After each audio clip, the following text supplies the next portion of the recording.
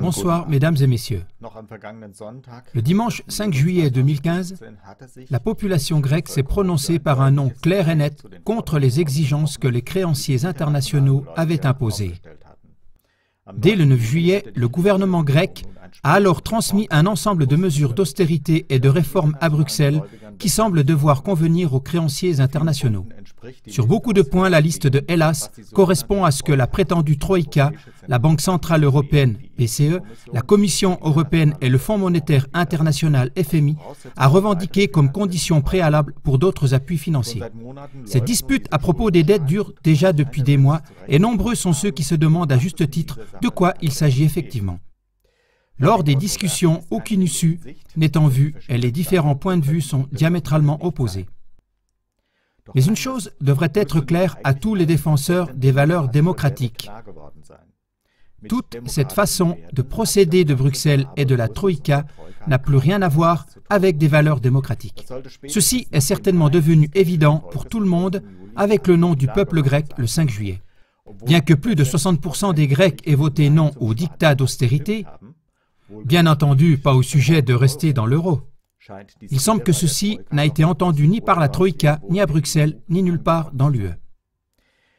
Grzegorz Gysi, le président du groupe parlementaire des gauches au Bundestag, l'a bien spécifié lors de son discours du 1er juillet 2015. Voici un résumé des déclarations les plus importantes de M. Gysi.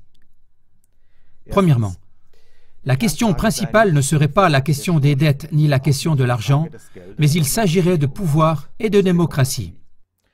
Et ceci, le prix Nobel d'économie américain Joseph Stiglitz l'a bien pointé.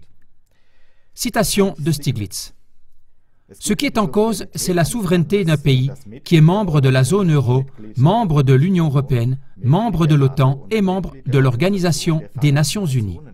Fin de citation.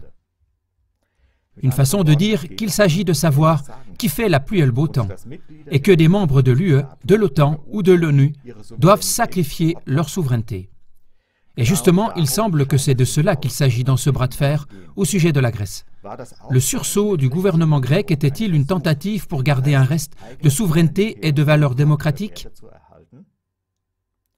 Deuxièmement, de même, en ce qui concerne les dépenses militaires, M. Gysi n'a laissé planer aucun doute sur qui a la décision. On dit que le gouvernement grec aurait suggéré de réduire aussi les dépenses de défense. Il aurait proposé d'économiser 200 millions d'euros. La Troïka voulait même économiser 400 millions. Mais, je cite M. Gysi, qu'en dit maintenant M. Stoltenberg, secrétaire général de l'OTAN? Il n'en serait pas du tout question. Tous les États de l'OTAN doivent augmenter leurs dépenses, Grèce comprise, et celle-ci ne doit pas les réduire.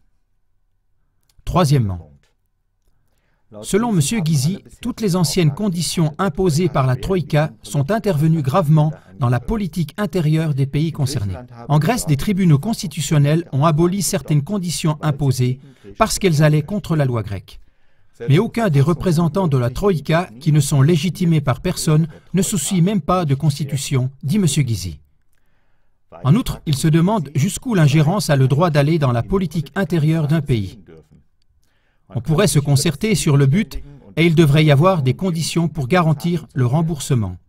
Mais, je cite M. Gysi, le chemin, c'est seulement le gouvernement et le Parlement du pays qui doivent le définir, pas la Troïka, comme cela s'est passé toutes ces dernières années.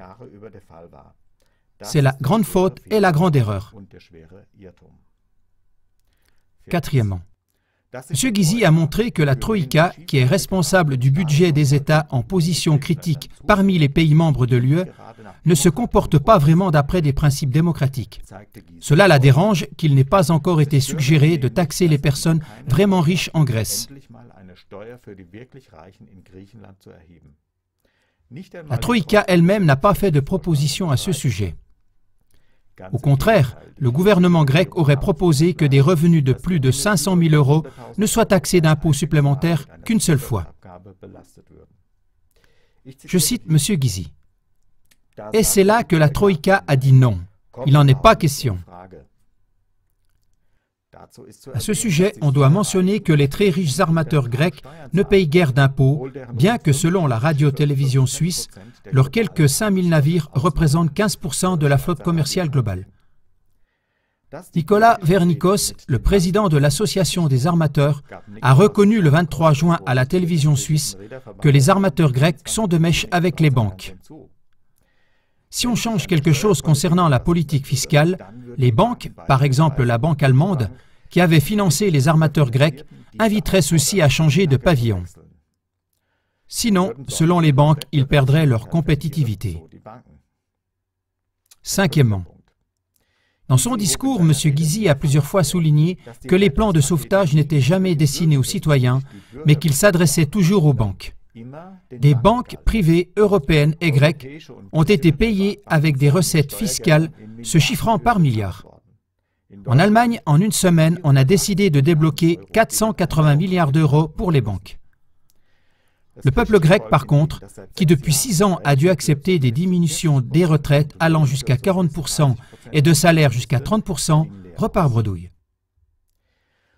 Voici donc, mesdames et messieurs, comment Bruxelles, l'UE et la Troïka conçoivent la démocratie et la souveraineté.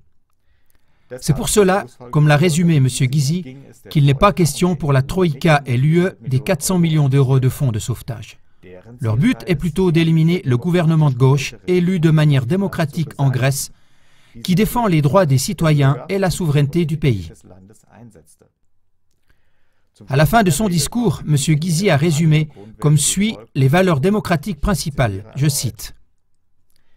« Imaginez si l'Allemagne était dans la même situation et que la Troïka nous offre de telles conditions, des diminutions de retraite de 30% ou des choses semblables. Est-ce que nous nous laisserions infliger cela? Il ne faut pas faire à d'autres ce qu'on n'accepterait pas pour soi. » Au revoir.